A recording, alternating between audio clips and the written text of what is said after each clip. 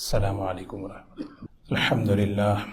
الحمد للہ نحمده ونستعینه ونستغفره ونؤمن به ونتوکل علیہ ونعوذ باللہ من شرور انفسنا ومن سیئات اعمالنا ونعوذ باللہ من شرور انفسنا ومن سیئات اعمالنا من يهده الله فلا مضل له ومن يضلله فلا هادي له ونشهد أن لا إله إلا الله وحده لا شريك له ونشهد أن سيدنا وحبيبنا ونبينا مولانا محمدا عبده ورسوله صلى الله تبارك وتعالى عليه وسلم أما بعد فأعوذ بالله من الشيطان الرجيم بسم الله الرحمن الرحيم ومن يطع الله والرسول فأولئك مع الذين أنعم الله عليهم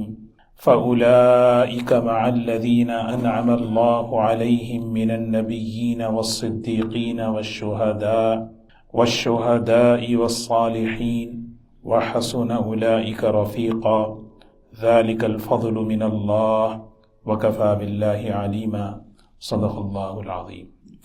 قابل احترام بزرگ و دوستو، ہماری اس مجلس میں خلفائے راشدین، حضرات خلفائے راشدین کی مبارک سیرت کو اور ان کی زندگی کو کہا اور سنا جا رہا ہے۔ اللہ تبارک و تعالی ان حضرات کی محبت ہمارے دلوں میں پیدا فرمائے اور ان کی اتباع کی اللہ تعالی ہم سب کو توفیق نصیب فرمائے۔ مقصد تو یہی ہے۔ سیدنا عمر رضی اللہ تعالی عنہ، آپ حضرات نے نام سنا ہے، عمر ابن خطاب۔ خطاب ان کے والد کا نام ہے، عمر ان کا نام ہے، اور فاروق جو ہے یہ ان کا لقب ہے۔ گزشتہ مجلس میں یہ عرض کیا تھا کہ حق اور باطل کے درمیان فرق کرنا، یہ اس وجہ سے ان کو فاروق کا لقب دیا۔ بہت سے لوگ اپنا نام فاروق رکھتے ہیں کہ بھئی حق اور باطل، صحیح اور غلط کیا ہے، اس میں فرق کر سکے۔ ایسی فراست، ایسی نور ایمانی اللہ تعالیٰ نے انہیں عطا فرمائی تھی کہ بھئی وہ صحیح کو صحیح، غلط کو غلط وہ پہنچتے تھے۔ اور ان کی کنیت ہے ابو حفص۔ ان کی ایک بیٹی ہے حفصہ، آپ نے نام سنا ہوگا، حفصہ ام المومنین، حضرت حفصہ رضی اللہ تعالی عنہا۔ تو اس وجہ سے حضور اکرم صلی اللہ علیہ وسلم نے یہ کنیت انہیں دی تھی، اور اکثر اللہ کے رسول صلی اللہ علیہ وسلم یا ابا حفص کہہ کے پکارتے تھے، اے ابو حفص۔ بلکہ ایک روایت میں ہے رسول اللہ صلی اللہ علیہ وسلم نے فرمایا کہ عمر، قیامت کے دن اللہ تبارک و تعالی جب تمہیں پکاریں گے تو یا ابا حفص کہہ کے پکاریں گے۔ تو یعنی اللہ کے نزدیک ان کا بہت بڑا مقام ہے۔ ترمذی کی روایت ہے، فرمایا رسول اللہ صلی اللہ علیہ وسلم نے کہ عمر، آسمان کا ہر فرشتہ تمہاری عزت کرتا ہے اور زمین کا ہر شیطان تمہیں دیکھ کر راستہ بدل دیتا ہے۔ یعنی کتنی بڑی چیز ہے، اللہ اکبر۔ بخاری شریف کے اندر ایک واقعہ ہے، نبی کریم صلی اللہ علیہ وسلم ازواج مطہرات کے ساتھ بیٹھے ہوئے ہیں، اور جو ٹاپک تھا، جو مسئلہ تھا، وہ یہ تھا کہ کچھ خرچہ ہمارا گھر کا بڑھا دیا جائے۔ یہ مطالبہ لے کر آئی تھی امہات المومنین نبی کریم صلی اللہ علیہ وسلم کی خدمت میں، اور بات ہو رہی تھی تو بات جو ہے ذرا سا آواز سے اونچی ہو گئی۔ اب ظاہر سی بات ہے کہ نبی کریم صلی اللہ علیہ وسلم کے سامنے آواز بلند کرنا یہ بہت بڑے خطرے کی بات ہے نا، لا ترفعوا اصواتکم فوق صوت النبی۔ لیکن یہاں پر امہات المومنین حضور اکرم صلی اللہ علیہ وسلم سے از شوہر کہ بھئی کہ آپ ہمارے شوہر ہیں، تو اس طرح سے، اور بات ایک آدمی بات کرے تو بات آہستہ ہوتی ہے، 4 5 6 لوگ بیک وقت ایک بات کہیں تو فطری طور پر آواز کیا ہوتی ہے، اونچی ہو جاتی ہے۔ تو اونچی اونچی آواز چل رہی تھی، اتنے میں دروازے پر دستک ہوئی، تو حضور اکرم صلی اللہ علیہ وسلم نے پوچھا کون ہے؟ کہا عمر ہے۔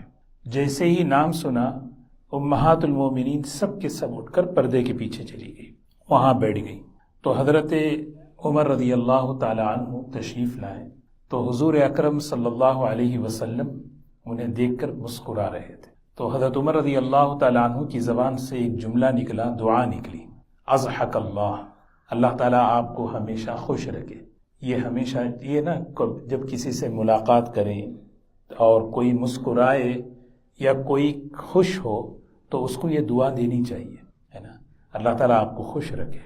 عربی میں یہ ہے اضحک اللہ، اللہ آپ کو خوش رکھے، کیونکہ انسان جو ہے نا اگر اس کے اندر جو بیماریاں پیدا ہوتی ہیں اس میں ایک بیماری حسد کی ہے، وہ دوسروں کی خوشی برداشت نہیں کرتا، اور حسد بڑی خطرناک چیز ہے جو آدمی کے عبادات کو کھا جاتی ہے، اعمال کو کھا جاتی ہے۔ تو اسی لیے جو ہے نا یہ مطلوب ہے کہ ایک مسلمان دوسرے مسلمان کی خوشی کو دیکھ کر خوش ہو، اور اس کے لیے اس حسد سے حفاظت کے لیے یہ دعا ہے کہ آپ نے فرمایا اللہ تعالیٰ آپ کو خوش رکھے، اضحک اللہ۔ تو پھر فرمایا لماذا ضحکت یا رسول اللہ، آپ نے مجھے دیکھ کے مسکرایا کیوں؟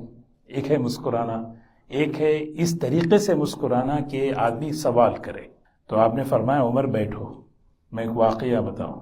تو آپ نے بٹھا لیا، کہنے لگی کہ بات اصل میں یہ ہے کہ یہ جو قریش کی عورتیں، حضور صلی اللہ علیہ وسلم نے فرمایا قریش کی عورتیں، یعنی جتنے بھی اس وقت حضور صلی اللہ علیہ وسلم کے نکاح میں تھے وہ سب قریش کی تھیں، یہ امہات المومنین قریش کی عورتیں۔ دیکھیے یہاں پر محدثین نے بڑی عجیب بات یہاں پہ لکھی ہے کہ حضور صلی اللہ علیہ وسلم بیویوں کو کیسی عزت دیتے تھے۔ قریش جو ہے نا سارے عرب قبائل میں ایک بڑا قبیلہ ہے، عزت دار قبیلہ ہے۔ قریش کی عورتیں یہ آئی تھی کچھ مطالبہ لے کر، کچھ یعنی مال بڑھائیں، خرچہ بڑھائیں، تو بات چیت ہو رہی تھی، اتنے میں تم آئے، تمہارا نام سن کے سب بھاگ گئی، سب چلی گئی۔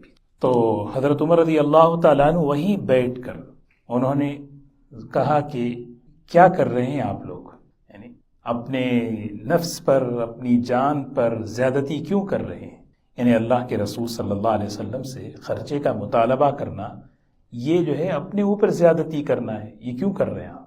تو بات چیت ہوئی تو ام سلمہ رضی اللہ تعالی عنہا اندر سے جو ہے کہنے لگی کہ عمر تم خاموش رہو، انت اشد و اغلظ، یہ جملہ ہے حدیث میں، تم بڑے سخت ہو، تم بہت سخت ہو۔ تو پھر فرمایا کہ حضور اکرم یہاں پر ایک بات ہے کہ ام سلمہ رضی اللہ تعالی عنہا نے کیوں کہا کہ یہ جو سخت ہے اشد، یہ حضور اکرم صلی اللہ علیہ وسلم کے مقابلے، اللہ کے رسول صلی اللہ علیہ وسلم بہت نرم دل تھے، بہت نرم دل، ہم ان سے بات چیت کر رہے ہیں، اور اللہ کے رسول صلی اللہ علیہ وسلم کی مزاج کے مقابلے میں تمہارا مزاج کیا ہے؟ سخت ہے۔ تو پھر فرمایا کہ تم خاموش رہو۔ تو اس موقع پر حضور اکرم صلی اللہ علیہ وسلم نے یہ جملہ فرمایا، کون سی بات؟ فرمایا کہ عمر جس راستے سے تم چلتے ہو شیطان وہ راستہ بدل دیتا ہے۔ یہ بخاری شریف کے اندر جس راستے سے تم چلتے ہو شیطان وہ راستہ بدل دیتا ہے۔ اللہ تعالیٰ نے بہت عجیب امتیازی شان اللہ نے عطا فرمائی تھی۔ محدث، بخاری شریف کے اندر یہ بھی روایت ہے، محدثون، حضور اکرم صلی اللہ علیہ وسلم فرماتے ہیں پچھلی قوموں میں، بنی اسرائیل میں، پچھلی قوموں میں محدث ہوا کرتے تھے، ایک قوم میں ایک محدث۔ محدث کسے کہتے ہیں؟ جن کی زبان پر فرشتے بات کریں۔ محدث کہتے ہیں جن کے دل پر اللہ تبارک و تعالی براہ راست باتیں ڈالے۔ محدث کیا پاکیزہ یعنی مٹی تھی کہ نا، طینت، کیسا ان کا پاکیزہ خمیر، کیسا پاکیزہ نفس تھا ان کا، کہ فرمایا کہ میری امت کا محدث عمر ہے۔ فَإِن یکو، وہاں پہ جملہ حدیث میں کہ اگر ہوتے، کیا مطلب؟ یہی ہیں کہ عمر وہ ہیں جن کی زبان پر فرشتے بات کرتے ہیں، جن کے دل پر اللہ تبارک و تعالی باتیں القاء فرماتے ہیں۔ جعل الحق علی لسان عمر، حق بات کو اللہ تبارک و تعالی عمر کی زبان پر جاری فرماتے ہیں۔ ایک اور روایت میں ہے میری امت کا ملہم کہتے ہیں اللہ کی طرف، ایک ہے وحی جو نبیوں پر اترتی ہے، ایک ہے الہام کبھی کبھار کسی کے دل پر اللہ کی طرف سے بات آ جائے، لیکن یہ ملہم اسے کہتے ہیں جس کے دل پر اللہ کی طرف سے بات اترتی رہے، ان کی رائے وحی کے مطابقت میں چلتی رہے۔ گزشتہ مجلس میں نے بتایا تھا، تقریباً 5-6 مثالیں میں نے دی تھی، لیکن علماء نے لکھا ہے 20-21 موافقات عمر ہیں۔ کتنے؟ یاد رکھنا چاہیے، 20 سے 21 موافقات عمر۔ موافقات عمر کیا ہے؟ حضرت عمر رضی اللہ تعالیٰ عنہ کے دل میں ایک بات آئی، اللہ تعالیٰ نے وہ وحی اتار دی۔ نبی کریم صلی اللہ علیہ وسلم کی مجلس میں بیٹھے ہوئے ہیں، لوگ آتے تھے سوالات پوچھنے کے لیے، آ رہے ہیں، ازواج مطہرات امہات المومنین بیٹھے ہوئے ہیں، سوال جواب ہو رہا ہے، جا رہے ہیں۔ حضرت عمر رضی اللہ تعالیٰ عنہ کے دل میں بات آئی، آنے والے تو آتے ہیں، پتہ نہیں کون کیسا ہو، کچھ ایسا حکم آنا چاہیے اللہ کی طرف سے کہ جس میں جو ہے حجاب ہو، پردہ ہو۔ یہ بات دل میں آئی، یا ایھا النبی قل لازواجک وبناتک ونساء المؤمنین یدنین علیہن من جلابیبہن۔ پردے کی آیت، حجاب کی آیت اللہ نے اتار، شراب کی آیت، حرمت اس کی آیت اتار دی اللہ نے، مقام ابراہیم پر نماز پڑھنے کی خواہش اللہ نے اتار۔ ایسی قرآن پاک میں 20-21 جگہ ہیں۔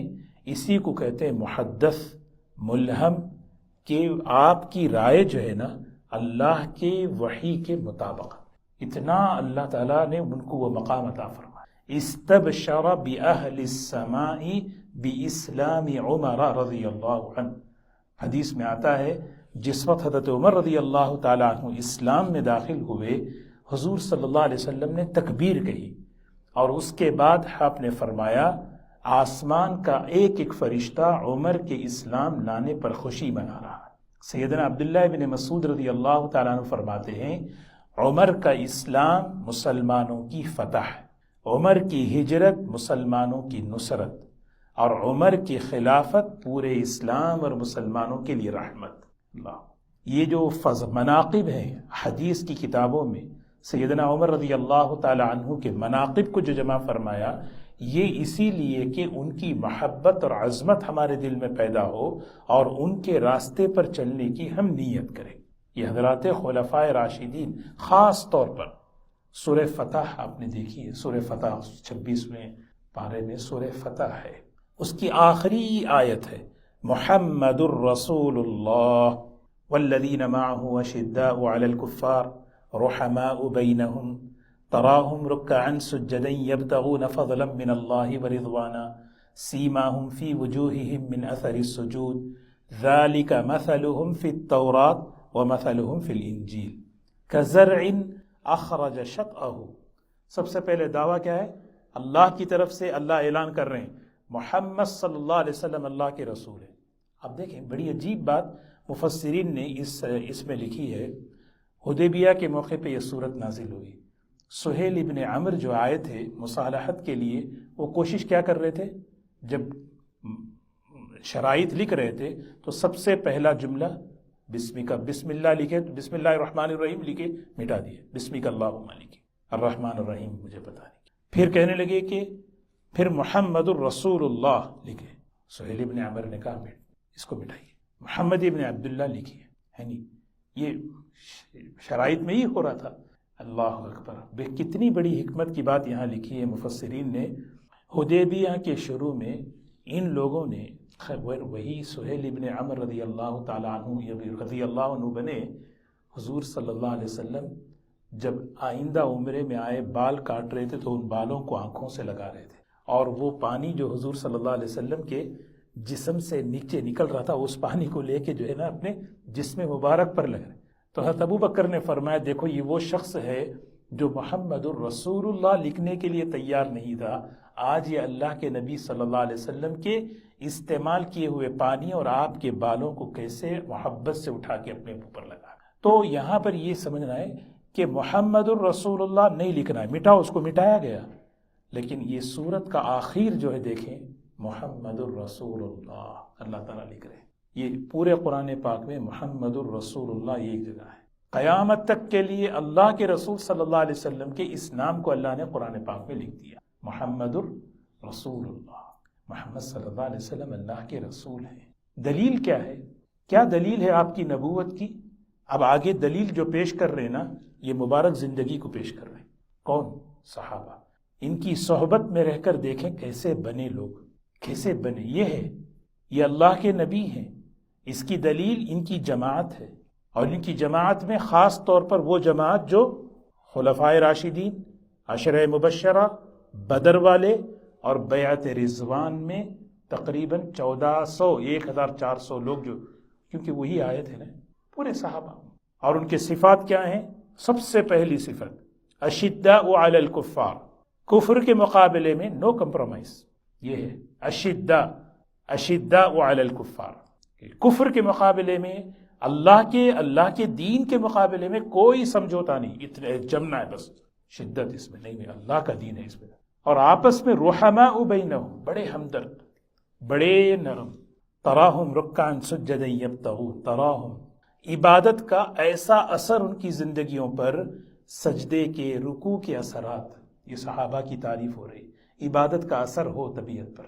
یبتغون فضلا من اللہ ورضوانا، ان کے اندر کی چاہت یہ ہے صرف اللہ خوش ہو جائے. مصعب بن عمیر رضی اللہ تعالی عنہ کا جب انتقال ہوا، جب وہ شہید ہوئے احد میں، ایک وہ عرب لوگ تھے کھڑ کر جو ہے نا اشعار پڑھتے تھے. ایک صحابی حضرت مصعب بن عمیر رضی اللہ تعالی عنہ کی، ان کی جو ہے ابھی تدفین نہیں ہوئی تھی، چادر بھی نصیب نہیں ہوا تھا ان کو پورا مکمل، ابھی جنازے کی نماز نہیں ہوئی، رکھے ہوئے ہیں. انہوں نے ایک شعر کہا، اس کا ایک جملہ ابھی ذہن میں آ رہا ہے، لم یأکل من الاجر شیئا وواحد منا قد مضى، ہم میں ایسے لوگ دنیا سے چلے گئے، ایسے لوگ، لم یأکل من الاجر شیئا، انہوں نے ایسی قربانیاں دی اس کا ذرا برابر بھی اجر دنیا میں نہیں لیا، بس آخرت میں سب لے لیا. سوچیں اس جملے کو، لم یأکل من الاجر شیئا، دین کا کام، دین کی محنت، دین کے لیے قربانی، ایسا انہوں نے کیا. لم یأکل من الاجر شیئا، آدمی کرتا ہے کچھ اسے مل جاتا ہے دنیا میں کچھ، لیکن ایک طبقہ ایسا ہے یہ حضرات صحابہ کا، اور خاص طور پہ اس میں جو ہے نا اولین، بدری، احد میں، فتح مکہ سے پہلے، ان لوگوں نے کوئی فتوحات، کوئی خوشحالی دیکھی ہی نہیں.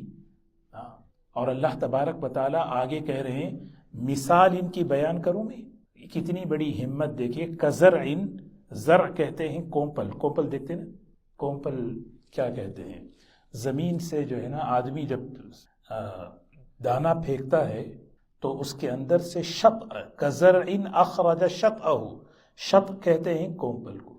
اتنی نازک ہوتی ہے وہ چیز کہ بچہ بھی اسے کیا کر سکتا ہے، ختم کر سکتا. اتنی نازک کومپل. اللہ تعالیٰ مثال دے رہے ہیں، اسلام جب شروع ہوا تو ایسے ہی تھا، کومپل کی طرح، کوئی پوچھنے والا نہیں، کوئی دیکھنے والا نہیں، بالکل قسم پرسی کی حالت میں. فاستغلظ، اللہ نے اس کومپل کو تناور بنایا، مضبوط بنایا. ہاں، یہ امید ہے کہ اسلام ابتدائی دور میں بالکل کمزور رہے گا، پھر اس کے بعد اس کومپل سے جو ہے نا مضبوط تنادار درخت بنے گا. فاستغلظ فاستوى على سوقه، وہ اپنے تنے پر، اپنی جڑوں پر کھڑا رہے گا. يعجب الكفار ليغيظ بهم الكفار، يعجب الزراع ليغيظ بهم الكفار. ہاں، کسان دیکھ کر خوش ہوگا اور اللہ کا دشمن دیکھ کر اندر ہی اندر غصے میں آئے گا. کسان دیکھ کر، آپ دیکھیں اسلام کی حالت دیکھ کر جو ہے آدمی کو خوشی ہوتی ہے. اور اسلام کی ترقی کو، اسلام کے خوبیوں کو دیکھ کر اللہ کے دشمن اندر ہی اندر کیا کر رہے ہیں. تو یہاں پہ اس آیت میں ایک بات مجھے عرض کرنی تھی، صحابہ کی مثال مثلہم فی التوراۃ والانجیل، یہ ہے اصل میں. تو یہ حدیث اصل میں مجھے یاد آئی تو مجھے وہ آیت یاد آئی. نبی کریم صلی اللہ علیہ وسلم کے صحابہ، خاص طور پر حضرت عمر رضی اللہ تعالی عنہ، ان کا تذکرہ تورات میں، انجیل میں اور زبور میں. اور قرن من حدید کے لفظ ہے، قرن من حدید. قرن کہتے ہیں سینگ، گائے کے سینگ ہے نا، سینگ ہوتے ہیں، سینگ ہی مضبوط ہوتی ہے پہلے، سینگ کمزور نہیں ہوتی، مضبوط. پھر اور وہ بھی من حدید ہو، حدید کا مطلب لوہے کی سینگ ہو، تو پھر سوال. حضرت ام حبیبہ رضی اللہ تعالی عنہ، حضرت ابو سفیان کی بیٹی امہات المومنین، فرماتی ہیں اسلام لانے کے بعد حبشہ کی طرف ہجرت کی. حبشہ کی طرف جب ہجرت کر کے گئی، وہاں رہنے لگی. صحابہ کی دو ہجرتیں ہیں، ایک حبشہ کی، ایک مدینہ منورہ. تو جب حضور اکرم صلی اللہ علیہ وسلم مکے سے مدینہ ہجرت فرمائے تو صحابہ کو پتہ چلا جو حبشہ میں تھے کہ بھئی کہ یہ ہجرت کر گئے ہیں اللہ کے رسول صلی اللہ علیہ وسلم، اب وہ وہاں سے ہجرت کر رہے ہیں حبشہ سے مدینے کی طرف۔ ام حبیبہ کہتے ہیں قافلہ ہمارا نکلا حبشہ سے مدینہ، راستے میں ہم لوگ ایک جگہ پڑاؤ ڈالے، وہاں چرچ تھا، ہم تھوڑی دیر وہاں رکے اور رک کر اپنی ضرورتیں، اپنا آرام، وہاں ایک آدمی راہب عابد، وہاں کا جو عبادت کرنے والا عیسائی عالم، وہ آگے نکل کر ہمیں دیکھتا ہے، پوچھتا ہے کون ہے آپ لوگ؟ ہم نے کہا مکے کے ہیں۔ اچھا کہاں جا رہے ہیں؟ مدینہ جا رہے ہیں۔ مکہ مدینہ یہ لفظ سنتے ہی اس نے پوچھا کیا مکے میں یا مدینے میں وہ نبی آ گئے، کوئی ایسا آدمی آیا جو نبوت کا اعلان کر رہے ہیں؟ کہنے لگے ہاں انہی کے ماننے والے ہیں۔ اچھا، تو وہ راہب جو ہے نا ان لوگوں کو اس قافلے کو اندر لے کے گیا، بٹھایا، اکرام کیا، اور اکرام کرنے کے بعد حضرت ام حبیبہ یہ سارا واقعہ بیان کرتی ہیں، کہتی ہیں کہ یہ جو اس نے جو ایک تصویر نکالی، کہا یہ پہچانتے ہو؟ تو ام حبیبہ وغیرہ نہیں ہم نہیں پہچان۔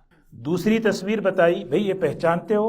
کہا ہم نے یہ بھی پہچان۔ پھر ایک اور تصویر لے کے آیا اور پہچانتے ہو؟ کہا یہ تو نقشہ ہے ہمارے نبی صلی اللہ علیہ وسلم اور ان کی پیسات جو ہے نا حضرت ابو بکر، حضرت عمر۔ یہ لوگ حیران ہو گئے کہ بھئی کہ یہ کیسے یہ چیز ہوئی، تمہارے پاس یہ چیز کہاں سے آئی؟ بات اصل میں یہ سننے کی ہے۔ ام حبیبہ رضی اللہ تعالی عنہ فرماتی ہیں وہ عیسائی عالم یہ کہتا ہے کہ ہماری آسمانی کتابوں میں نبی آخر الزماں اور ان کے جو دو ساتھی ہیں ابو بکر و عمر، ان کی اتنی تفصیل بیان ہے کہ میں ان ساری تفصیلات کو سامنے رکھ کر میں نے ان کا نقشہ بنایا ہے۔ آدمی اسکیچز بناتے نا، میں نے ان کے نقشے کو سامنے رکھ کر وہ سارا بنایا ہے، لگے کہ یہ اللہ کے نبی صلی اللہ علیہ وسلم ہے۔ یعنی اتنا یہ لوگ آسمانی کتابوں کے اندر، حیات الصحابہ میں پہلے ہی والیوم میں ایک مستقل ایک چیپٹر ہے، اس میں یہ ہے کہ حضرات صحابہ کی خوبیاں اور صفات پچھلی آسمانی کتابوں میں، تو اس میں ایک حضرت عمر رضی اللہ تعالی عنہ کی جو صفت ہے، وہ صفت کیا ہے؟ قرن من حدید۔ دیکھیے حضرت عمر رضی اللہ تعالی عنہ، جب حضرت ابو بکر رضی اللہ تعالی عنہ نے ان کو خلیفہ بنا دیا نا، اپنی زندگی میں خلیفہ بنا دیا، میرے بعد یہ خلیفہ ہوں گے، تو حضرت بعض لوگ آ کر کہنے لگے حضرت ابو بکر رضی اللہ تعالی عنہ سے، عمر بڑے سخت ہیں، ہم برداشت کر نہیں پائیں گے۔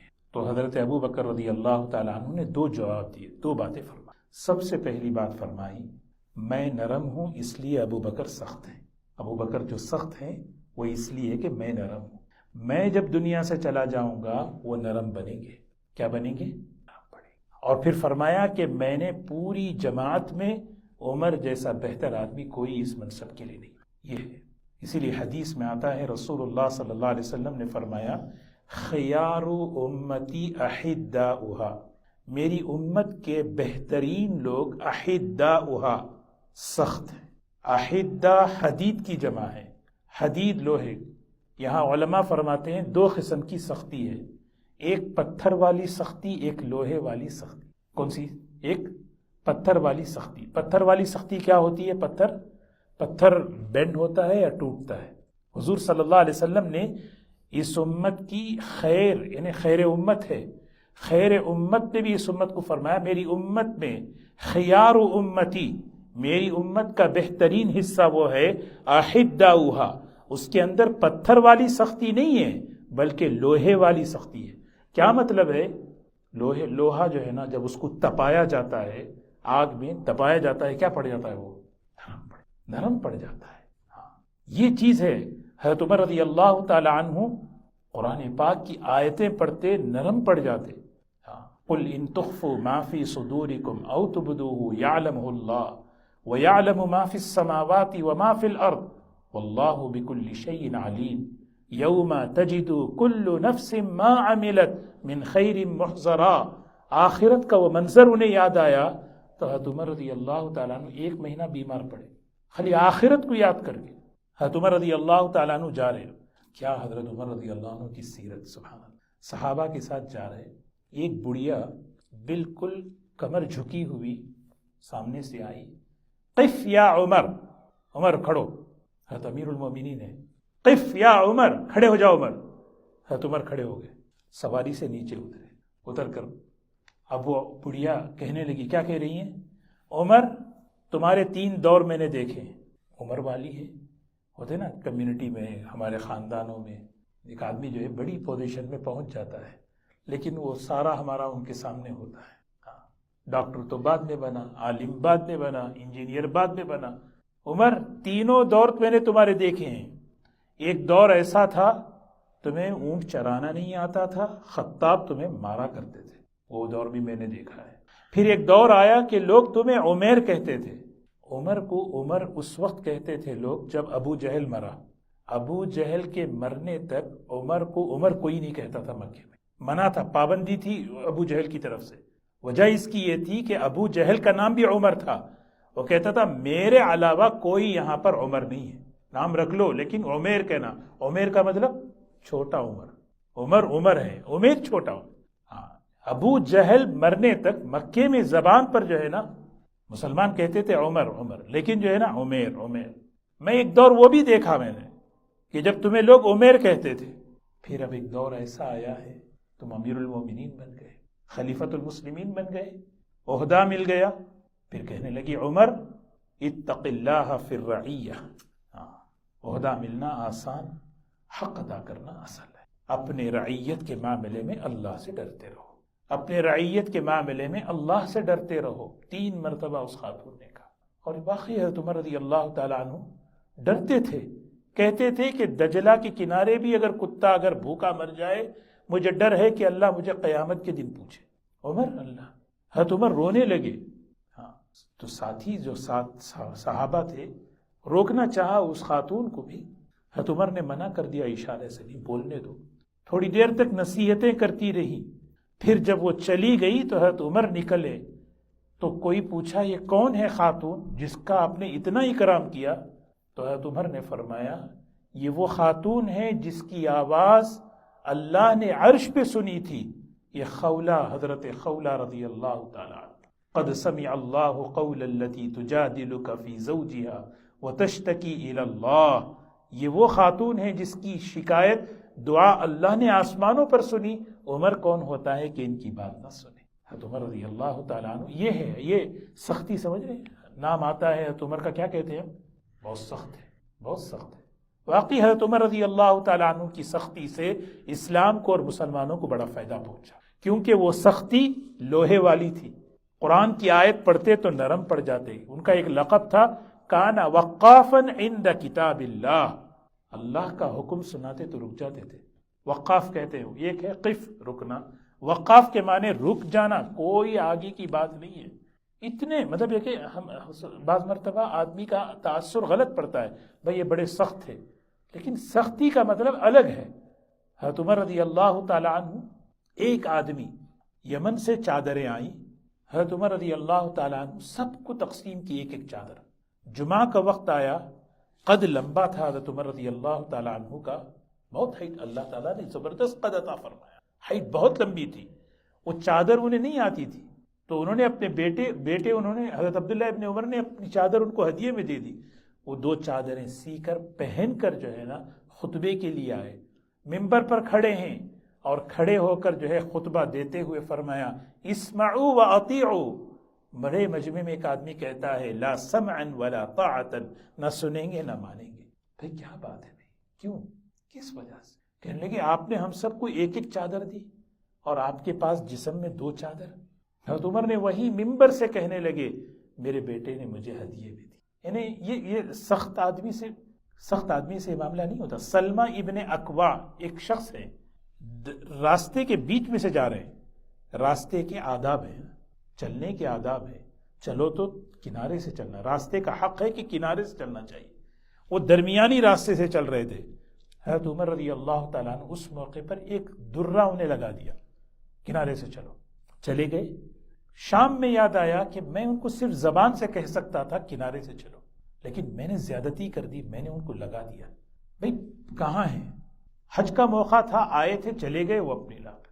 1 سال کے بعد خطبہ دے رہے ہیں، حضرت سلمہ ابن اکوا بیٹھے ہوئے ہیں، وہیں سے اشارہ کیا مل کے جاؤ میرے سے. وہ آدمی پریشان، پتہ نہیں کیا، گھر لے گئے، 600 درہم ہدیے میں دیے. 600 درہم ہدیہ دے رہے ہیں. کہا جزاک اللہ. جانتے ہو میں ہدیہ کیوں دے رہا ہوں؟ حدیث ہے نا نبی کریم صلی اللہ علیہ وسلم کی، ہدیوں میں بہت سارے فوائد ہیں. ایک فائدہ یہ ہے، ہدیہ جو ہے دل کے کینے کو، اندر کا جو کینہ ہوتا ہے وہ صاف کر دیتا ہے. حدیث میں خاص لفظ آیا ہے اس کے بارے میں، یہ اندر کا جو بالکل کسی چیز سے مٹتا نہیں ہو، یہ ہدیے میں یہ خصوصیت ہے. اللہ کے لیے جب ہدیہ دیں گے، اللہ اس ہدیے کی برکت سے اس دل کے کینے کو اللہ صاف کر دیتے. تو حضرت عمر رضی اللہ تعالیٰ عنہ نے فرمایا 1 سال پہلے میں نے تم پر زیادتی کی تھی، میں تم سے معافی مانگتا ہوں، میرے دل میں، آپ کے دل میں میرے بارے میں کوئی بات ہو صاف ہو جائے، اس لیے میں ہدیہ دے رہا ہوں. کہا میں بھول گیا، مجھے یاد نہیں ہے. حضرت عمر نے کہا واللہ انی لم انسا، میں نہیں بھولا. دیکھیے کیسا زیادتی کرنے والا نہیں بھول رہا. اللہ تعالیٰ ہمارے، بہرحال یہ کچھ صفات تھے سیدنا عمر رضی اللہ تعالیٰ عنہ کے. ان کی خلافت انشاءاللہ اگلے ہفتے سے شروع کریں گے. اللہ اکبر. 9,000 مسجدیں حضرت نے بنائی، 400 جامع مسجد. میں پڑھ رہا تھا ایک کتاب، اتنی تفصیل ہے، سیرت ہے، سبحان اللہ، کہ کیا لیں کیا چھوڑیں کیا نہیں وہ سمجھ میں نہیں آتا.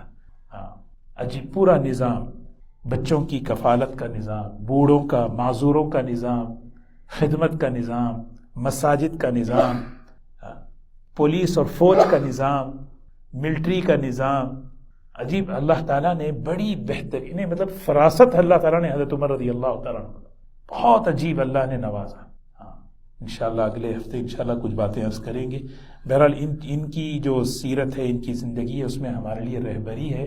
جو بھی ہم سنیں اسی نیت سے کہ وہ تقوی، وہ توکل، وہ خشیت ہمارے دل میں بھی آئے، ہے نا. کہتے نا رأس الطاعت مخافت اللہ، اطاعت کی بنیاد اللہ کی خشیت، اللہ کا ڈر ہے.